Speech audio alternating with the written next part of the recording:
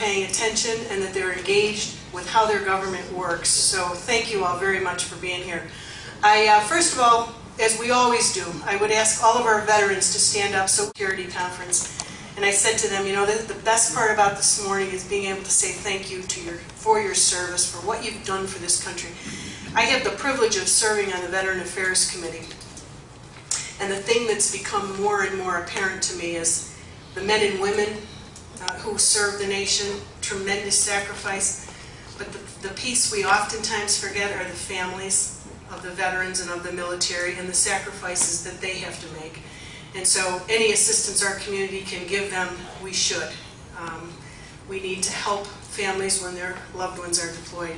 To that end, and I just want to catch up a little bit with some of the things we've been doing in the community, because I think there's really two ways to look at being a member of Congress. The first way is that we look at the big issues. We look at the nation, the direction the nation's going to take. We look at the debt, the deficit, national security issues. But then there's the local piece. There's how I can serve the people who live in the district. And when we came together as a congressional office when we first got elected, we came up with our mission statement. And our mission statement was service to the district. We are a constituent-oriented office, and that's really where all of our emphasis and our time is placed. Because if I can't represent the people in the district, someone who calls our office and has a problem with Social Security or Medicare or a veterans issue, then I'm not doing my job as a representative. So that's what we focused on, and I hope that any of you, regardless of whether you like me or not, whether you support me or not, that you, if you have an issue, whether it's immigration, Social Security, Medicare, whatever the issue is, that we can help you, call our local office. My district director is Nancy Lowry. She's here. Veterans. As I serve on the Veteran Affairs Committee, it's become apparent to me that when the troops begin to come home and we deploy the troops from Iraq and Afghanistan, we as communities are going to have to step up because the VA can't do it themselves. The VA is a government-run organization, and they do a lot of things well. We are very fortunate here that we have an excellent VA facility. Last Friday, we had the chairman of the Veteran Affairs Committee, Jeff Miller, came up here to the district. We toured the VA hospital, and he said to me afterwards, I go around the country and I see more disasters for VA hospitals, and how well run this was and how impressed he was with Jim Cody. So we are very fortunate to have that facility here. But having said that, I think we have to be realistic about what the VA can do. And when these veterans come home, we as a community have to make sure they have what they need. And it's going to take, yes, the VA, but it's all going to take the private sector, make sure there's jobs. Syracuse University co-hosted the event with us. They have a fabulous program. They have the EBV program, Entrepreneurial Boot Camp for Veterans, but they also have an Institute for Military and Veteran Affairs, Veterans and Families. So they have a track for veterans, and with that, not only while they're in school, they get the support they need.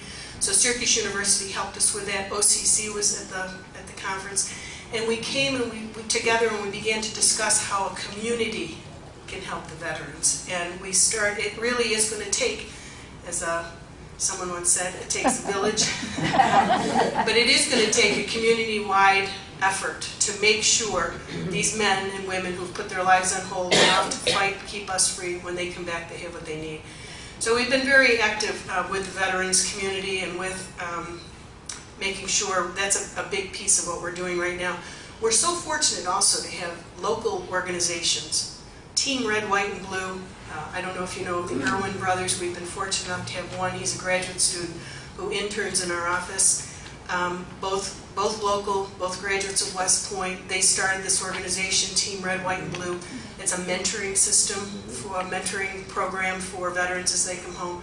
A great local support. We have Clear Path for Veterans out in Casanova, two sisters who started a program making sure the veterans have what they need. So that's one area where we spend a lot of time, and we think that that has a real local impact. And I would say all of these services, we talk about Iraq and Afghanistan, it's very important that all veterans feel that they have a place to go. We're very fortunate in our office. You see him standing outside. We have Earl Fontenot with us. He's an Iraq and Afghanistan veteran, and he handles our military affairs, and he's got the perspective that we don't have. There's no way we can have it. He's got the perspective, and he handles our military and our veteran issues. So Beyond that, we had a Service Academy Day a couple of weeks ago at West Genesee High School. We had all branches of the Service Academies there. Their representatives were there. We invited all the kids from high school, juniors in high school, to come and get information about the Service Academies.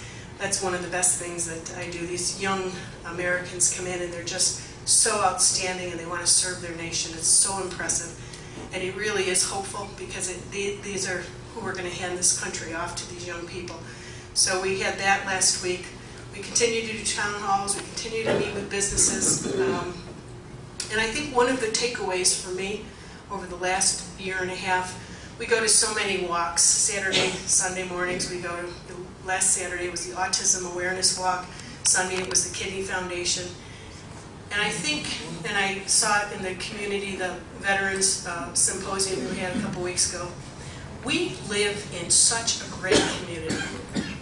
We have the kindest, generous people, most generous people in this area who are willing to give, who are willing on a Sunday morning to see 2,000 people out at Burnett Park and all for this one cause. And over again with these walks, people who care about their community, they care about people. Yesterday we had an editorial board meeting with the Post-Standard, and I survived it.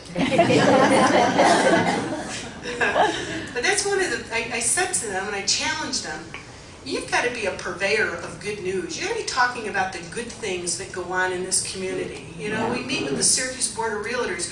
They're trying to sell homes. They're trying to attract people here. Businesses want to, you know, we want to attract businesses here so we have jobs. Syracuse and our whole district, upstate New York, is a great place to raise a family, to live the quality of life. But we've got to sell it. We've got to tell about the people who live here, the services that are available, the organizations that are here, because it is a good place to live. And I challenge the paper, print a page of good news for once in a while instead of just all the bad stuff. I think I kind of brought you up to date, and I would like now to start with the questions, my very favorite part of the town hall. And process that you fill out a form and put your question in the basket. I do want to just address one thing. I don't know who is handing out this literature, but I think we got to talk about this a little bit because it's not fair to seniors. And politics are politics, but when you hand out stuff like this and you scare our seniors, that's just wrong. And I just want to talk about this piece. And I want to talk about, and this woman up here talked about our mailing, and the way I see this. The health care law, the Affordable Care Act, has a provision in it. And that provision cuts Medicare by $500 billion.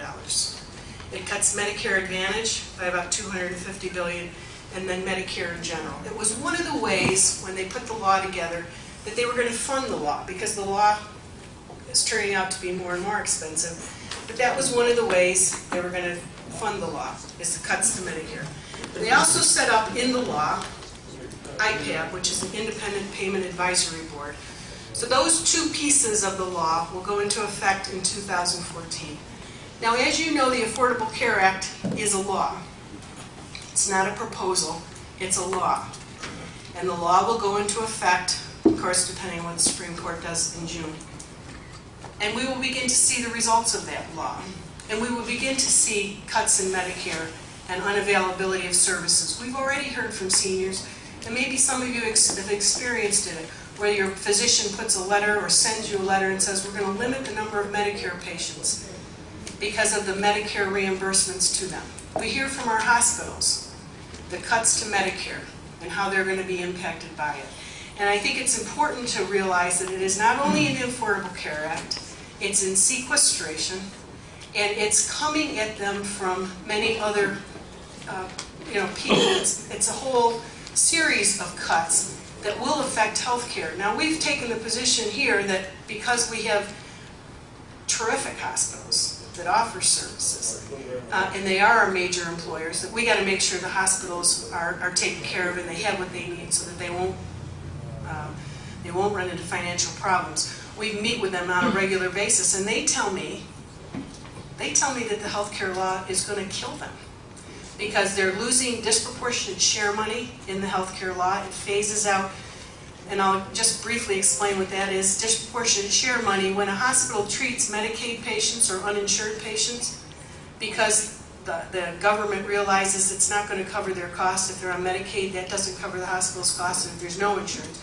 So the federal government gives them a disproportionate share.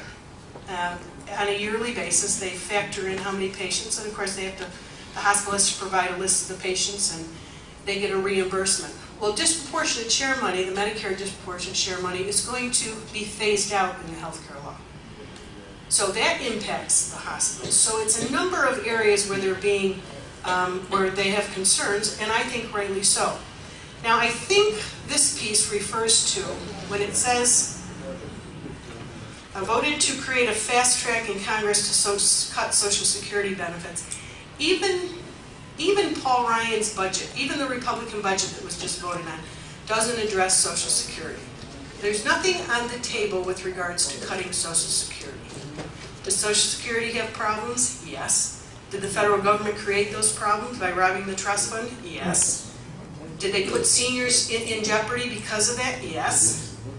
But there's nothing in Congress, there's nothing in the Republican budget that says we're going to cut Social Security. So to say that and to create, concern and angst amongst our seniors, I don't think is prudent. With regards to Medicare, we did make a proposal in the Republican budget. And what I want to talk to you about is the difference between the Republican budget, the Path to Prosperity, versus the Affordable Care Act. We just talked about that and its impact on Medicare. The Republican budget that came out of the House, as you know, it's sitting over in the Senate. And it won't be taken up, and it won't be passed. But what we did in the House was we put together a spending plan. And what that spending plan said was that Medicare, in its current form, is in danger. And if we as a nation want to keep Medicare alive and well for generations to come, we've got to look at it.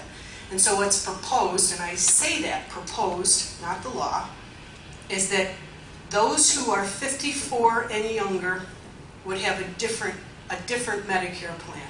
It would look different than it looks now. But those who are 55 years and above, Medicare remains the same.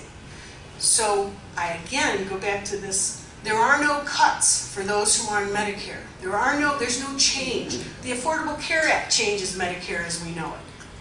Not the budget proposal out of the House. And I think as a nation, we have got to start to look at, just like a family looks at a problem relative or a problem child, we got to sit down and we got to figure out what we're going to do about Medicare and about Social Security. And to make sure that the people who need it get it. One of the things that we do in the Republican budget is we say, okay, now Medicare is going to be means tested, and if you're wealthy and you don't depend on Medicare, then the government isn't going to help you with Medicare. You can afford to pay it yourself, you can afford to pay your own insurance. And we all talk about fairness, that's fair because then it factors in there are folks who really need help and need support from the government for Medicare, and then that will be in place. But somewhere, and I don't know how we do this, we've got to start talking about how we're going to preserve Medicare. The Medicare actuaries have predicted that very soon, some say it's 2016, some say 2024, that Medicare Part A, the part that pays the hospitals, is going to be bankrupt. So what are we going to do? We're going to just wait till the very last minute and have a crisis and then throw some money at it without a plan? We got to sit down, we got to figure out what we're going to do. And demagoguing plans, I think, this is one way to look at it, probably because I'm in the House and we put out the budget, I think it takes more courage to pass a budget than what the Senate's doing. The Senate hasn't passed a budget. They haven't even put out a proposal for a budget since 2009. 3 years this country's been without a budget because the Senate fails to act. That's just wrong. The last Congress before me, the 211th Congress, did not pass a budget. That's why you hear these continual